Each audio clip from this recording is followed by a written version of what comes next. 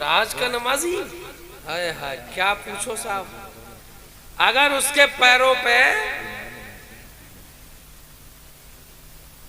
कोई साफ पानी की भी छींट आ जाए ना रास्ते में से तो क्या कहेगा मौलाना साहब, दिल नहीं करता। अबे तेरा दिल बड़ा है कि शरीयत का कानून बड़ा है? शरीयत वालों से पूछ, ला युकल्लिफुल्लाहु नफ्सन इल्ला वुसअहा मा युरीदुल्लाहु लियजअल अलैकुम मिन हरज। अल्लाह ताला ने दीन को बहुत आसान बना दिया।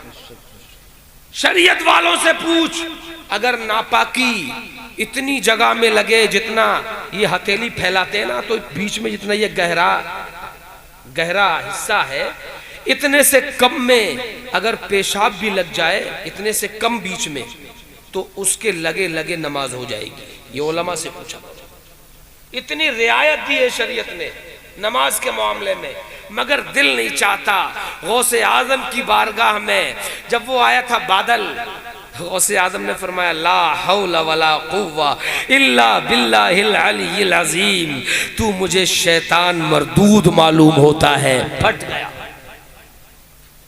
और जब फटा तो जाते जाते भी माना नहीं, एक और पैंतरा खेला। बोले गौसे, बोले अब्दुल कादिर, तुझे तेरे इल्म ने बचा लिया।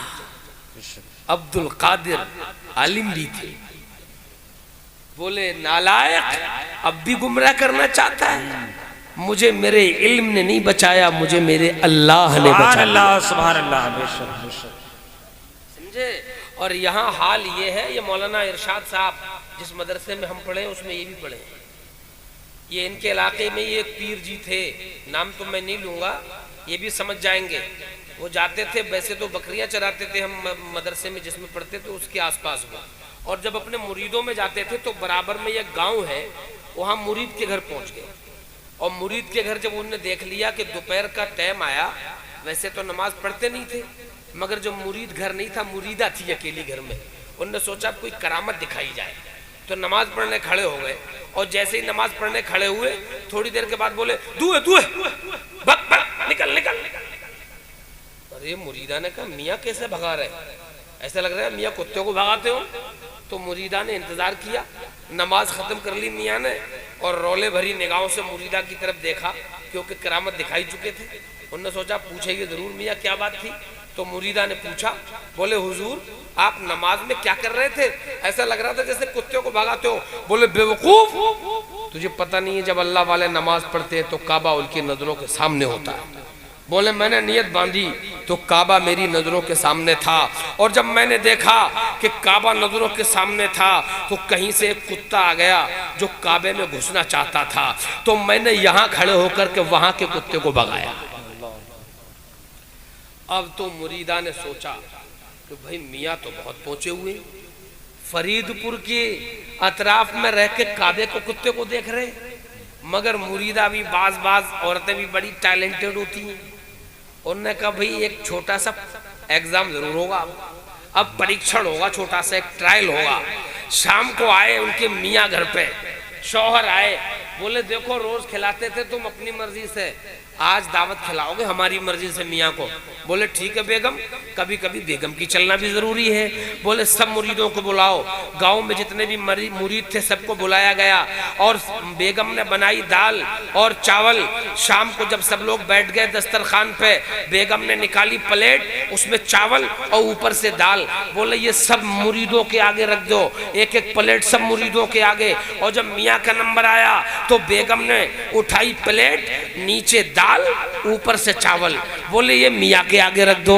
अब जब मियाँ के आगे वो प्लेट रखी तो मियाँ अभी ताजा ताजा करामत दिखा के ही बैठे थे, और रौले में तो थे ही भरे हुए। इतने में जब रूखे चावल देखे तो जलाल आ गया। बोले बेवकूफ, सबको चावल के साथ दाल भी दिए और मुझे रूखे चावल दे दिए।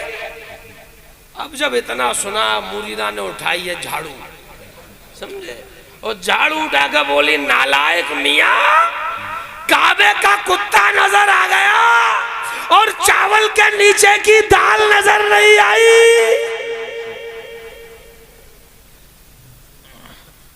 फंस गए मियाँ। उन्होंने कहा भैया ये तो मुझसे भी एक नंबर आगे निकली। इतना कर्रा परीक्षण कर लिया इसने, तो इतना बड़ा इम्तिहान ले लिया। तो कभी कभी ऐसा होता है कि मियाँ अपने ही दांव पे अपने आप फंस जाता है। उलझा है पाँव यार का जुल्फे दराज में, लो आप अपने दाम में सयाद आ गया।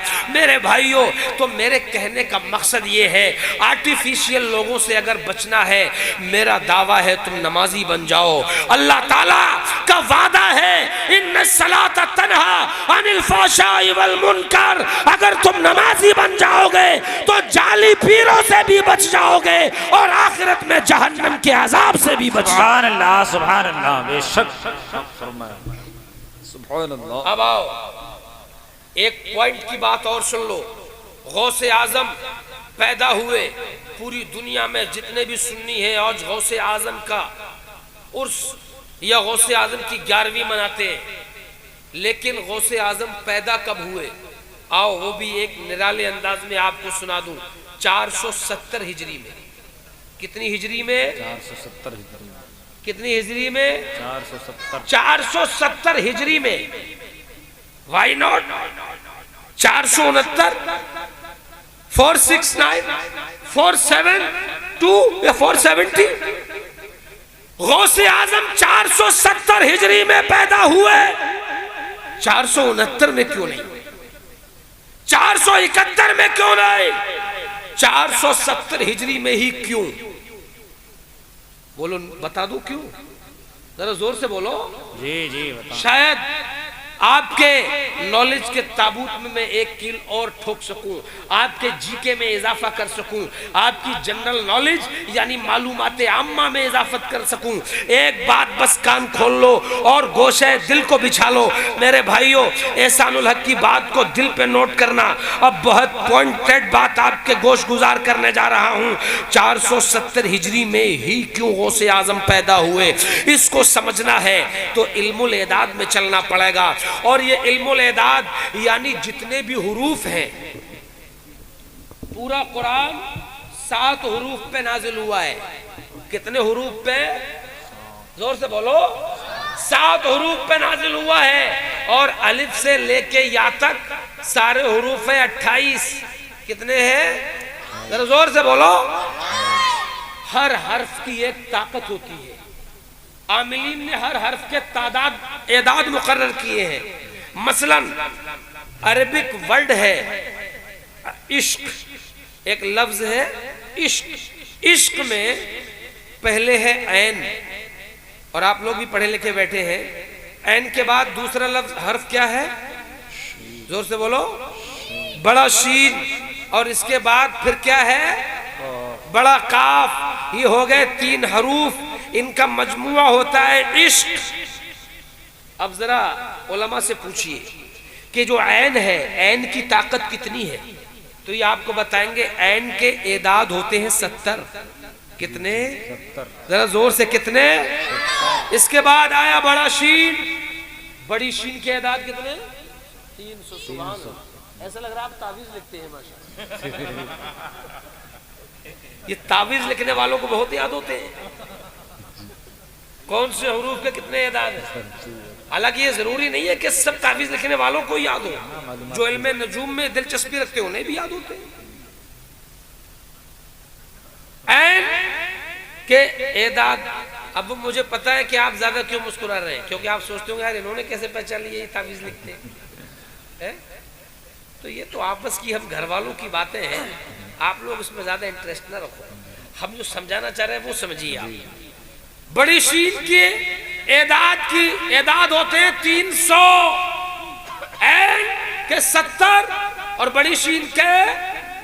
अब दोनों को मिलाओ कितने हो गए? जोर से। माशाअल्लाह, मैथ भी अच्छा है आप लोगों का, गणित भी अच्छी है। 370। अब बचा बड़ा काफ। बड़े काफ की एदाद कितनी है? 100। सुभान अल्लाह। कितने? 100। 370 और 100 470। 470 हिजरी में ही गौसे आजम पैदा हो रहे हैं। पता ये लगा कि गौसे आजम का यौम सने वलादत लफ्ज इश्क से निकला है। मतलब ये है गौसे आजम दुनिया में आ रहे हैं तो इश्क का पैगाम लेकर के आ रहे हैं और दुनिया वालों को आशिके रसूलुल्लाह बनाने के लिए आ रहे हैं। सुभान अल्लाह, नारे तकबीर, नारे रिसालत, जश्न गौसुल बरा, उलमाए अहले सुन्नत, मसलके आला हजरत, फैजान मियां हुजूर, फैजान बदायूं शरीफ, नारे तकबीर, नारे रिसालत। तो यहीं से तो हमने बात शुरू करी थी, 2.5 अक्षर प्रेम की, याद आई कि नहीं? पढ़े सो पंडित होए, लफ्ज इश्क से गौसे आजम का सने वलादत निकलता है। मगर इश्क को भी कुछ लोगों ने बदनाम करना चाहा। जैसे अजीमाबाद था, कसरत इस्तेमाल की वजह से उसका नाम पटना हो गया। जैसे मैसूर था, बदल करके उसका नाम कर्नाटका रख दिया गया। जैसे अकबराबाद था, कसरत इस्तेमाल की वजह से अकबराबाद से अकरा हुआ, अकरा से आगरा हो गया। आज का जो आगरा है इसका पुराना नाम अकबराबाद था। और आजकल भला करे अल्लाह ताला हमारे बाबा जी का है? वो जिस माना में भी अल्लाह भला करे, क्योंकि नजदी उसने तुझको मोहलत दी कि इस आलम में है काफिरों मुर्तद पे भी रहमत रसूलुल्लाह की। अल्लाह की उम्मत तो दोनों हैं, वो बाबे एक उम्मत इजाबत है, एक उम्मत दावत है सब अल्लाह के रसूल की उम्मत। वो काफिर है तब भी, मुसलमान है तब भी, तो वो जैसा भी हो। अब बस मैं कहना ये चाहता हूँ कि हमारे बाबा जी ने भी बड़े बड़े इनकलाबी काम किए हैं। कहीं रोडों के नाम बदल दिए, कहीं शहरों के नाम बदल दिए। अब मुझे तो ये लगता है कि बाबा जी को अगर दिसंबर के महीने में ठंड लग गई तो कहीं इसका नाम बदल के मई जून में रख दें। अगर दिसंबर के महीने का नाम बदल के जून रख दिया तो गर्मी पैदा हो जाएगी। हो जाएगी क्या? है? नहीं होगी ना? कुछ कह रहे हैं हो जाएगी। आदत पड़ गई है, बाबा जी की सोहबत पड़ गई है, तुम पे लग रहा है। वो सोहबत कहाँ तक ना पड़े यार। एक रात गुजारता है आदमी किसी के पास तो सोहबत का असर आ जाता है। यहाँ तो 4 साल हो गए झेलते हुए। बोलो बात सही है कि नहीं? 4 साल से सोहबत में रह रहे तो कुछ तो असर आएगा ही है। ये अलग बात है कि अगले को सोहबत हमारी भारी पड़ जाए या बाबा जी की भारी पड़ जाए। लिहाजा अब बहुत तेजी के साथ आपके गोश गुजार कर दूं, लोगों ने नाम बदलने का फैशन बना लिया है। ऐसे ही एक लफ्ज था मुल्ला। आप जानते हो मुल्ला किसे कहते हैं? अपने जमाने के सबसे बड़े आलिम को मुल्ला कहते थे। जी जी जी। और उसकी ताजा नजीर भी दे दूं, बहुत लंबी डीपली बात तो नहीं करता। एक किताब है आज भी जो आलिमों को पढ़ाई जाती है आलिम के कोर्स में, जिसका नाम है मुल्ला हसन। किताब का नाम ही मुल्ला हसन। मुल्ला का माना है अपने वक्त का सबसे बड़ा आलिम। मगर लोगों ने जब बिगड़े हुए लोगों को मुल्ला कहना शुरू कर दिया, यानी शैतान को मुल्ला कहना शुरू कर दिया, तो हमने मुल्ला की जगह मौलाना कहना शुरू कर दिया। हमने उसका दुरुपयोग रोकने के लिए मुल्ला की जगह अल्लामा कहना शुरू कर दिया। ऐसे ही एक लफ्ज है मेहतर। मेहतर कहते थे फरिश्तों को। किसे कहते थे? बहुत नॉलेजफुल बात बता रहा हूं आपको, अगर सुनोगे याद रखोगे और याद रखोगे तो फायदा भी उठाओगे। तो बहुत नॉलेजफुल बात है, बहुत कीमती बात है, याद रखना। मेहतर कहते थे पहले फरिश्तों को, और आज भी जो पुराने तावीज़ात हैं उनमें लिखा हुआ होता है कोनों पे मेहतर जिब्राइल, मेहतर मिकाईल, मेहतर इसराफील, मेहतर इजराइल। मेहतर आज भी लिखा है किताबों में। मगर लोगों ने जब मेहतर का दुरुपयोग किया, यानी गंदगी उठाने वालों को मेहतर कहने लगे। पल्ले पड़ रही है? समझ में आई कि नहीं? गंदगी उठाने वालों को, कमाई करने वालों को मेहतर कहने लगे।